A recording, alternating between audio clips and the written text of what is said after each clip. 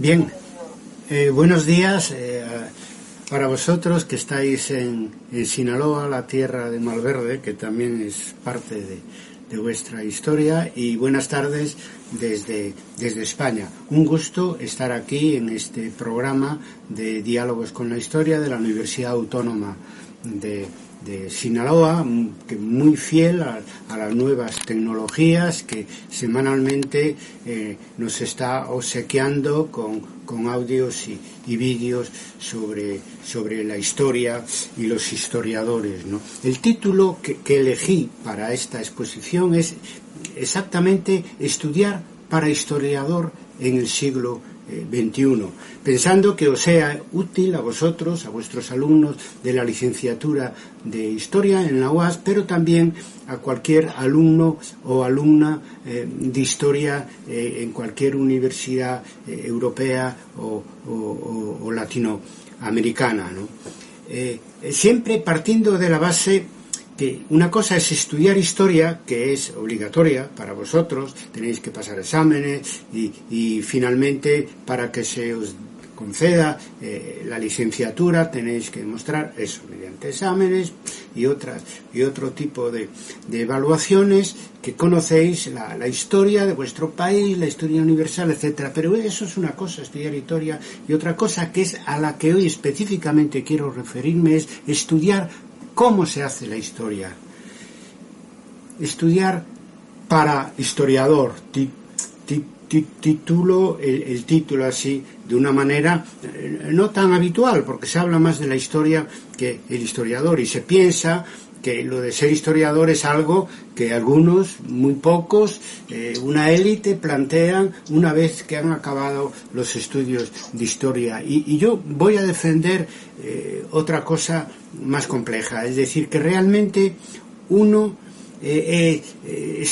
aprende para historiador desde que entra en las facultades de historia. Claro, naturalmente, así como estudiar historia para obtener el título es obligatorio, sin embargo, aprender cómo hacer historia, aprender el oficio de historiador es, digamos, voluntario, ¿no?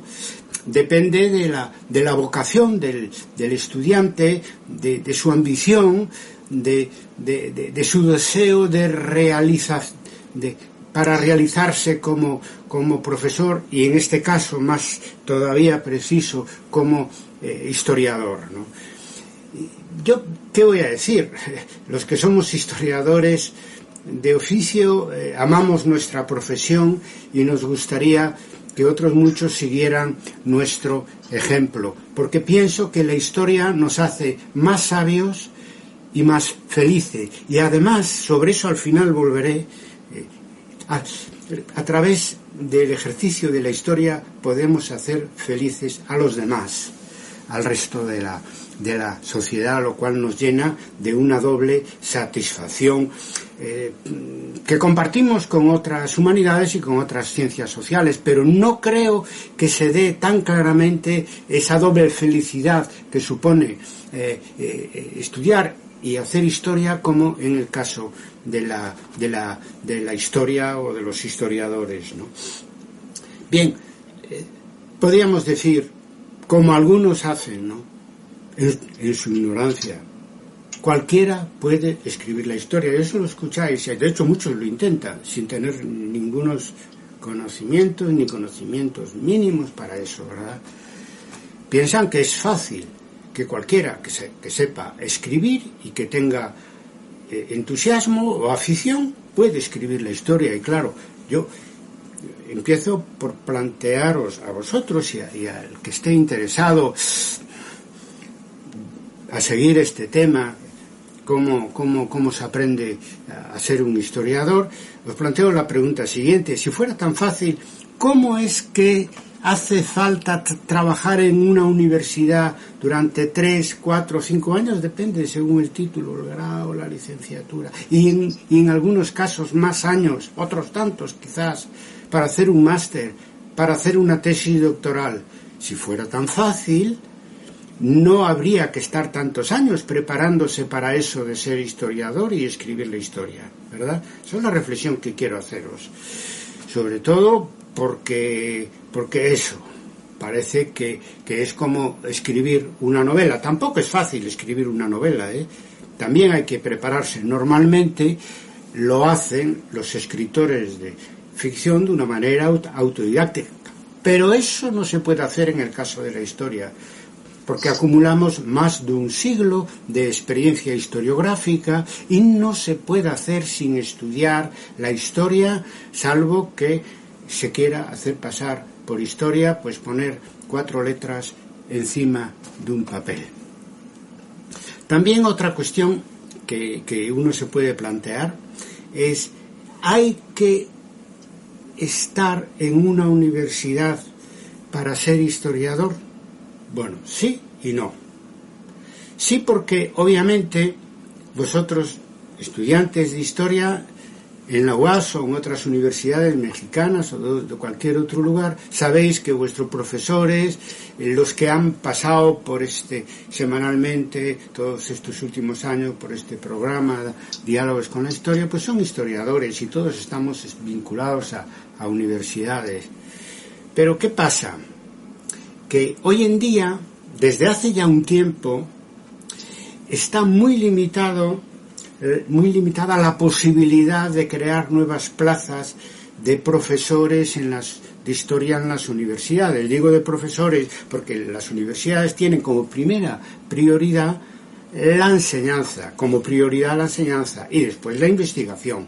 Se investigan las universidades, pero también se tiene que dar clase. Entonces, los puestos que salen a concurso, las plazas que se crean para nuevos profesores y nuevos investigadores dependen del número de alumnos, ¿no? Y por lo tanto, si en un momento dado los cuadros de profesores están más o menos completos, pues no salen más plazas. Y sobre todo, si hay problemas de financiación de las universidades públicas que son crónicos y que además se han agudizado, en la última década, por ejemplo, a partir de las políticas de austeridad, etcétera, etcétera, pues entonces salen muy pocos, o casi ninguno.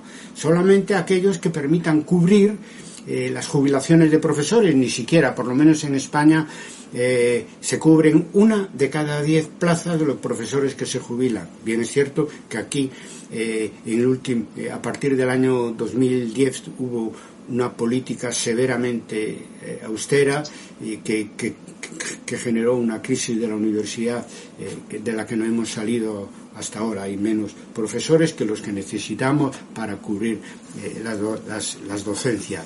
Pero en fin, por lo tanto, cuando decimos hay que estar en la universidad para ser historiador, pues sí, pero es que en la universidad la posibilidad de entrar es reducida. Entonces, ¿qué ha pasado?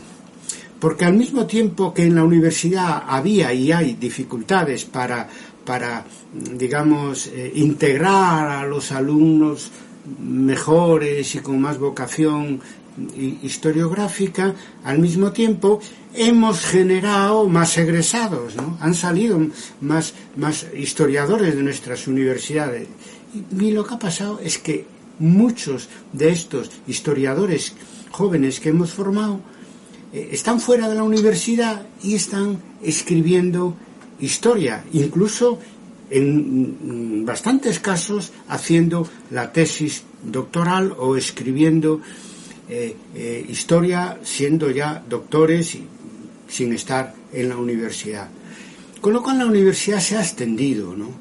Porque todos los años, si contamos el número de egresados de nuestras universidades, en este caso en historia, e incluso el número de doctores en historia que generan las universidades y que no encuentran cabida en nuestras instituciones y que siguen con su vocación y trabajando, etcétera, pues nos damos cuenta que se ha ampliado enormemente la comunidad nacional e internacional de historiadores con gente salida de nuestras propias aulas.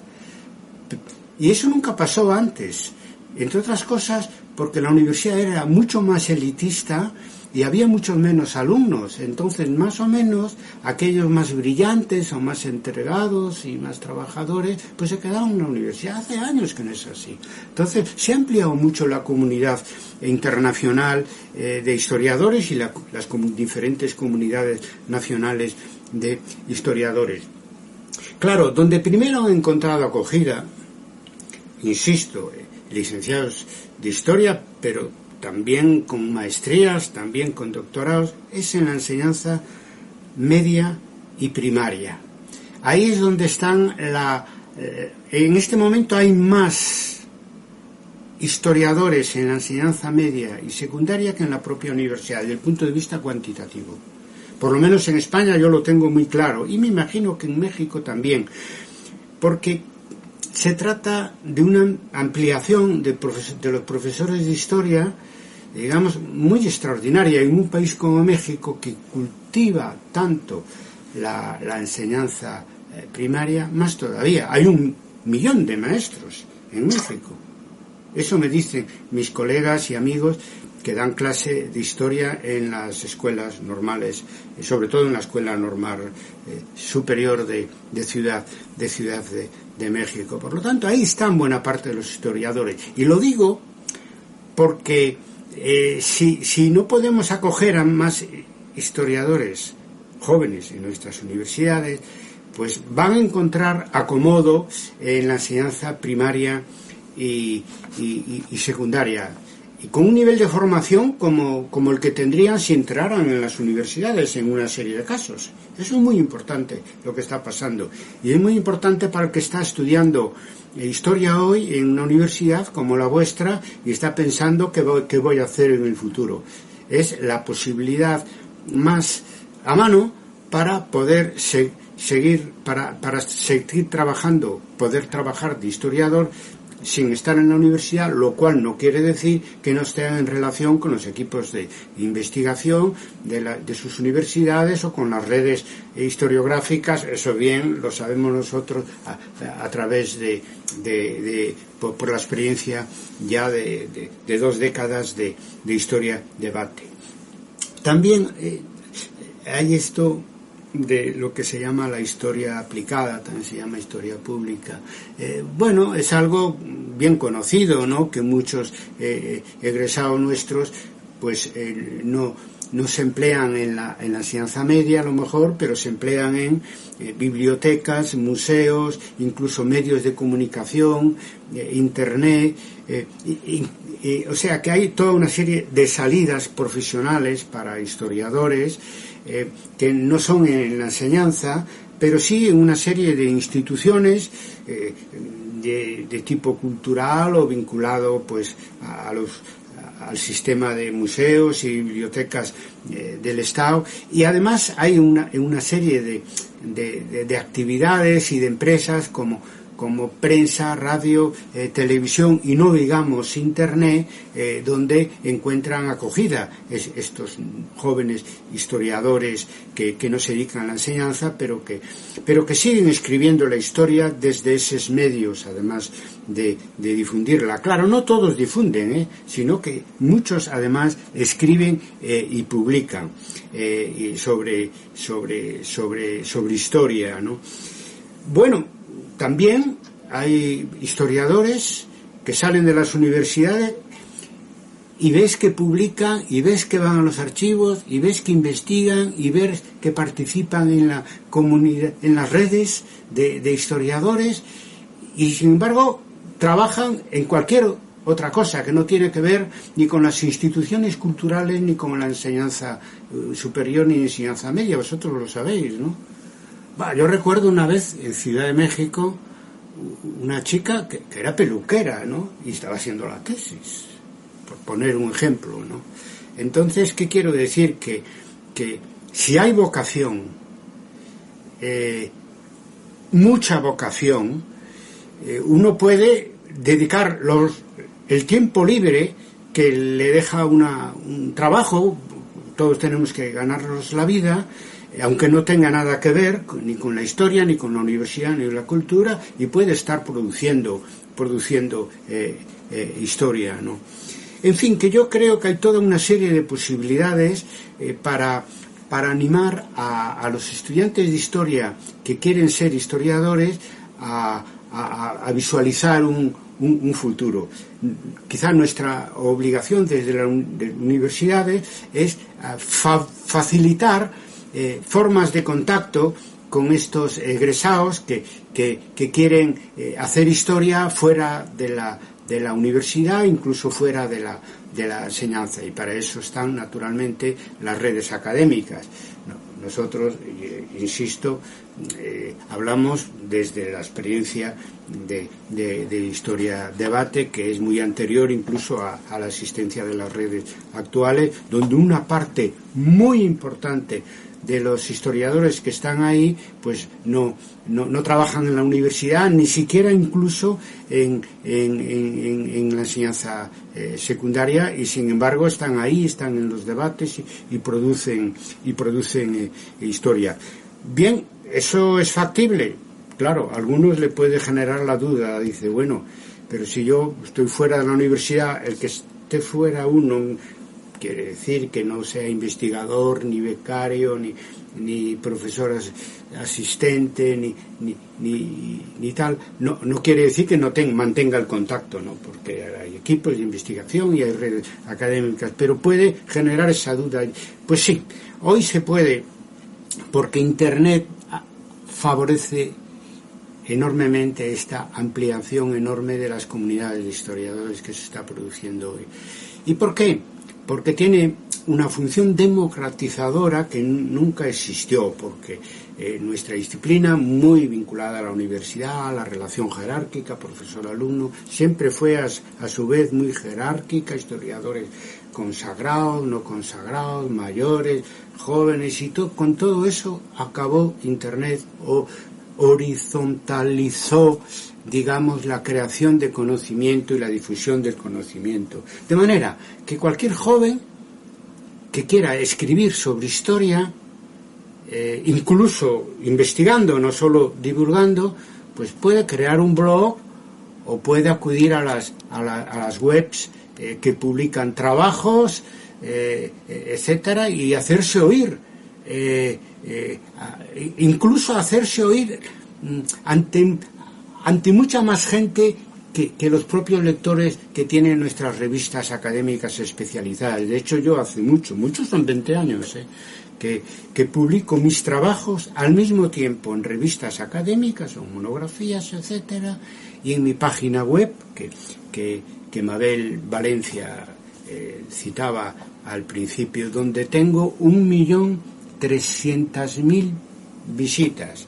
Es una web hecha, aparte del currículum, de un centenar de trabajos, algunos libros, pero la mayoría trabajos, papers, relativamente pequeños. Y ahí consigues una difusión que está muy por encima de cualquier medio de comunicación académico tradicional, pero muy por encima, ¿no? Y a eso tienen acceso no solo los profesores académicos, no solo los historiadores académicos, sino cualquiera que tenga algo que decir sobre historia o algún resultado de una investigación que difundir. Y esto, por ejemplo, en España está pasando ya con las investigaciones sobre memoria histórica, etcétera. O sea que Internet permite esto yo que estoy defendiendo aquí, es decir, una extensión de la comunidad académica, y permite su materialización, ¿no? Si puedes estar escribiendo resultados de investigación de cierto nivel, porque incluso desde el momento que estas redes ahora y esta posibilidad de publicación en Internet es global e internacional, comprendes, o sea, hay un grado mayor de exigencia. Es decir, que si tú publicas una buena investigación, va a haber mucha más gente interesada en cualquier lugar del mundo. Bueno, en nuestro caso, del mundo latino, pero que es un mundo enorme, ¿no? Somos la segunda lengua de uso después del inglés en Internet, y lo que es la comunidad académica latina internacional es, después de la inglesa, la más importante hoy en el mundo occidental. Entonces es un mar inmenso por el que navegar, y el que quiera ser historiador no debería sentirse obstaculizado por cualquier filtro de tipo jerárquico o de tipo laboral para llevar hasta el final su vocación, ¿no? Que es lo que yo quería fomentar hoy aquí con esta charla mía, ¿no? Bien. Sí, doctor, yo creo que sí estamos muy de acuerdo en que el historiador va mucho a la cuestión pública, bibliotecas, museos, archivos. Aquí tenemos varios egresados en esas áreas y aquí tenemos